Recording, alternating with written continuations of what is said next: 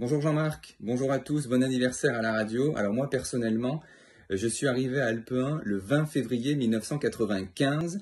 Je m'en souviens comme si c'était hier. Alors pour le coup, c'était le lendemain de mes 15 ans. Oui, 15 ans car j'étais en classe de 3e et c'était mon stage d'observation. Et j'ai vraiment eu le déclic pour la radio à ce moment-là. Alors pour être franc, cette semaine-là, j'ai surtout rangé des CD, mais il y a eu le déclic. Et ensuite, pendant 3 ans, Jean-Marc m'a fait confiance et tous les mercredis et tous les week-ends, je venais notamment pour annoncer les résultats sportifs sur l'antenne, style la Batineuf 2, Chorges 3. Mais voilà, c'était tous les dimanches soirs, je venais en mobilette à Micropolis, j'habitais à Gap. Et ça a vraiment été, ce que je dis souvent, mon école de journalisme. Car finalement, 6 ans plus tard, je passais à l'étage supérieur, on va dire, puisque je rentrais chez RTL en stage dans le cadre de mes études au service éco, qui s'est ensuite transformé en contrat, notamment pendant 4 ans pour les auditeurs en la parole avec Christophe Ondelat. J'étais le programmateur de l'émission.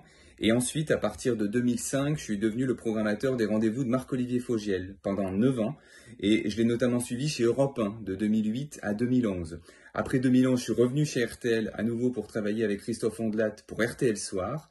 Et puis à nouveau pour Marc-Olivier Fogiel pendant 2 ans. Depuis 2014-2015 maintenant, je m'occupe des réseaux sociaux. Je suis toujours journaliste à la rédaction.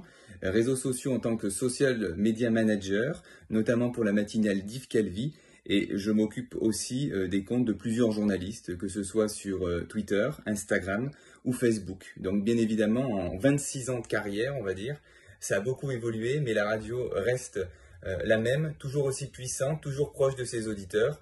Et mes souvenirs de Gap chez Alpe 1 resteront à jamais, notamment le matin à Briançon, le midi à Gap et le soir à Sisteron.